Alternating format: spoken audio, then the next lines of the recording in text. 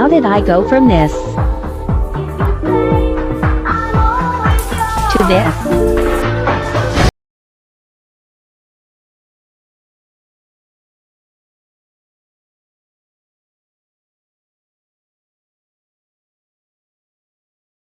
Hello guys! Welcome back to my YouTube channel. And for today's video, panibagong makeover na naman ang ating gagawin. At ang bibida para sa ating makeover ay itong wallpapers. Kaya ano pang hinihintay mo? Simulan na natin. Oops! Kung hindi ka pa nakasubscribe, subscribe na! And hit the notification bell para updated ka sa mga bago nating posts. Thank you!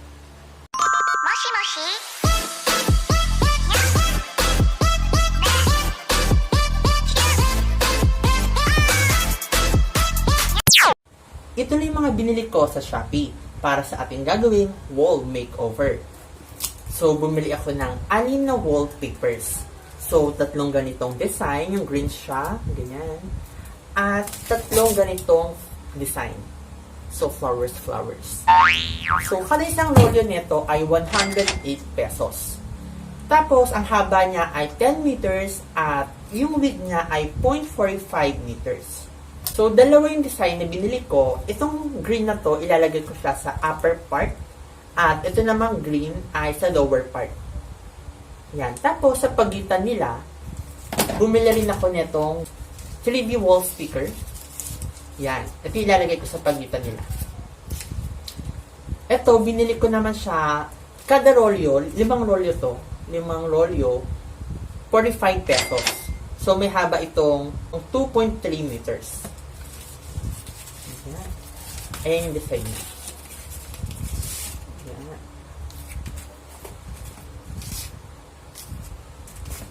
Tapos, bumili rin ako nitong para siyang kutsara. So, ang purpose naman nitong parang kutsara na to ay kapag ilalagay na natin itong wallpaper sa wall, tapos may mga bubbles, igagano'n lang natin siya. What? Para matanggal yung bubbles. So, mamaya titignan natin kung may silbi nga talaga ito. So, sa description box, ilalagay ko na lang doon yung shop name, yung price, pati na rin yung link. Para i-click nyo na lang yon kung gusto nyo bumili nito. So, ito yung wall na lalagyan ng wallpaper. Kung mapapansin nyo, plain white lang siya. Mahigit 4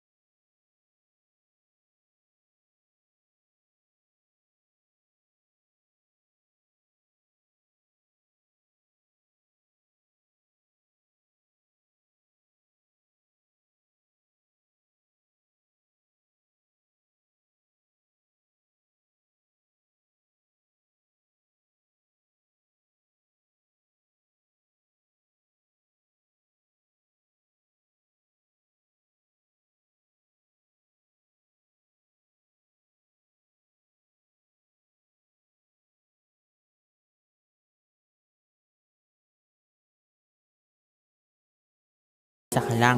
Char.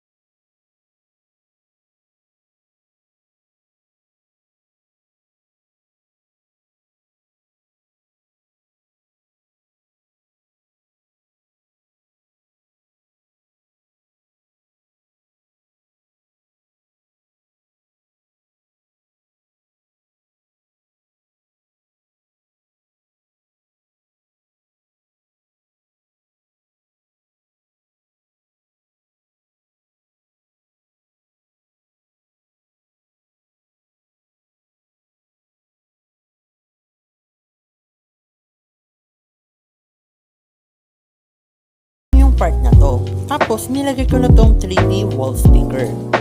Ang plano talaga ay sa taas na part doon ko ilalagay yung isang design at sa lower part naman ay itong floral. Tapos nakita ng nanay ko tong ginagawa ko at sabi niya wag ko na daw ilagay yung green sa may taas na part. Mas okay daw na puti na lang. Kaya sinunod ko na lang dahil masunuli naman ako. Char. Ito namang 3D foam wall sticker, sobrang dikit niya. Kapag naidikit mo na, mahihirapan ka nang matanggal. Or kung matanggal mo man, may part na masisira. Kaya kahit hindi pantay, go lang, kaysa masira, di ba? Dito sa part na to, naubos ang isang rolyo. So, 108 pesos na yan.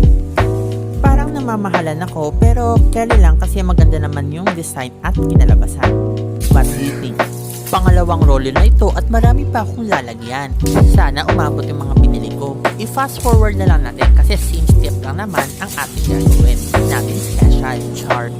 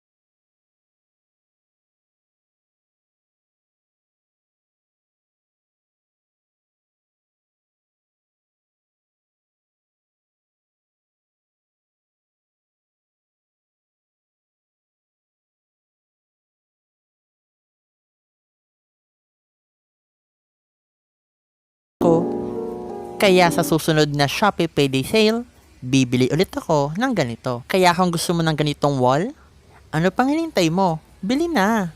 Salamat sa panonood. Don't forget to like and subscribe. Thank you!